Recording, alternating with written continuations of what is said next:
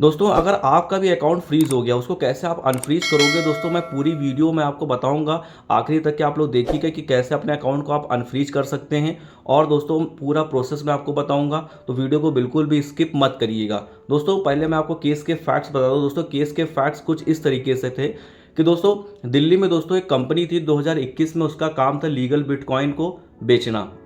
तो एक कस्टमर उनके पास आता है, वो कहता है कि हम आपके कंपनी के अकाउंट में हम 10,000 रुपये ट्रांसफ़र करेंगे, और जिसमें से हमको 5,000 रुपये आप कैश दे दिएगा और 5,000 रुपये के आप हमको बिटकॉइन दे दिएगा। दोस्तों ये बात थी 2021 की। उस समय दोस्तों भारत में बिटकॉइन दोस्तों वैलिड हुआ करते थे।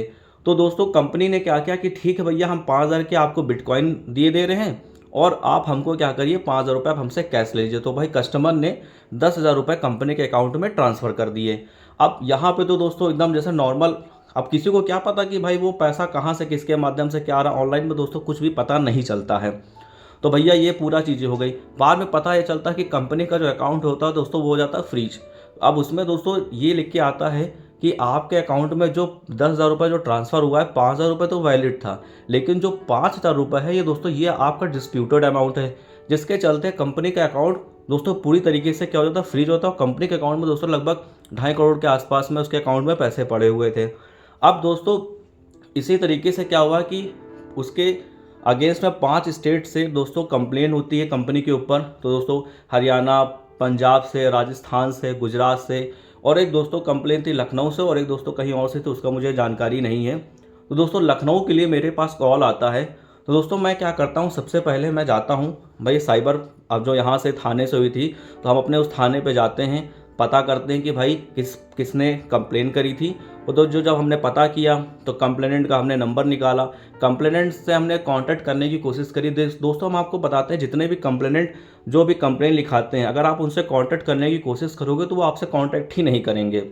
वो ये कहेंगे कि जो भी काम होगा वो साइबर वाले ही करेंगे। तो ये बड़ी मेरे लिए बहुत बड़ी समस्या हो गई।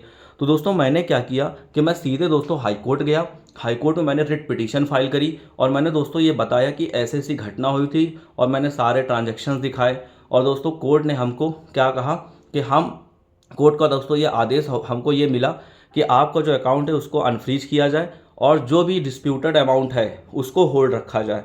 तो मतलब दोस्तों हमको कोर्ट ने ये आदेश कर दिया कि भाई आपका अकाउंट रनिंग मोड में चला जाएगा, लेकिन जो 5,000 रुपये जो उसमें पड़ा हुआ है वो डिस्प्यूटेड रहेगा, क्योंकि ये पार्ट ऑफ इन्वेस्टिगेशन है। लेकिन हमने कोर्ट में प्रेयर करी कि काफ़ी टाइम से 2021 अभी तक इसमें इन्वेस्टिगेशन हो ही नहीं पाई है, तो इस अमाउंट का कोई मतलब नहीं रहेगा। लेकिन कोर्ट ने कहा कि नहीं, 102 सीआरपीसी का मसला है, और इस वजह से अकाउंट का जो है वो होल्ड, वो 5,000 रुपये उसमें रहेगा, लेकिन बाकी आपका जो अकाउंट है वो एज इट इज़ जैसा चल रहा था वैसे ही वो चलता रहेगा। दोस्तों हमको वो ऑर्डर मिला, हमने वो ऑर्डर दोस्तों क्या किया, हमने सीधे ले जाके बैंक को दे दिया, और बैंक ने हमको दोस्तों क्या कर दी, एनओसी प्राप्त कर दी। और इससे क्या हुआ दोस्तों, हमारा जो अकाउंट था वो अनफ्रीज हो गया। दोस्तों इस तरीके से अगर आपके साथ कोई घटना घटित हुई तो आप मुझसे कांटेक्ट कर सकते हैं, और मैं दोस्तों पूरी हेल्प करूंगा कि आपका जो अकाउंट है वो अनफ्रीज हो जाए। दोस्तों बहुत आज के समय बहुत ज़्यादा डिफ़िकल्ट हो रहा है कि कैसे अपने अकाउंट को अनफ्रीज किया जाए, तो सही नॉलेज दोस्तों नहीं रहती लोगों के पास भी, और बहुत कम ही एडवोकेट इस पे काम भी कर रहे हैं। तो लेकिन दोस्तों मैं पिछले काफ़ी टाइम से इस फील्ड पे काम कर रहा हूँ, तो मुझे काफ़ी नॉलेज इस फील्ड में मैंने गेन करी है। तो इस बेसिस पे मैंने दोस्तों उसका अकाउंट अनफ्रीज करा दिया, और अब क्लाइंट भी हमारे काफ़ी हैप्पी हैं इस समय। और दोस्तों बाकी मेरे चैनल को आप सब्सक्राइब जरूर कर लीजिएगा, क्योंकि दोस्तों मैं हमेशा लीगल और प्रैक्टिकल चीज़ें ही आपसे बात करता हूँ, कोई भी थ्योरेटिकल चीज़ें मैं आपसे कभी भी बात नहीं करता हूँ। एंड दोस्तों thank you so much for watching my this video.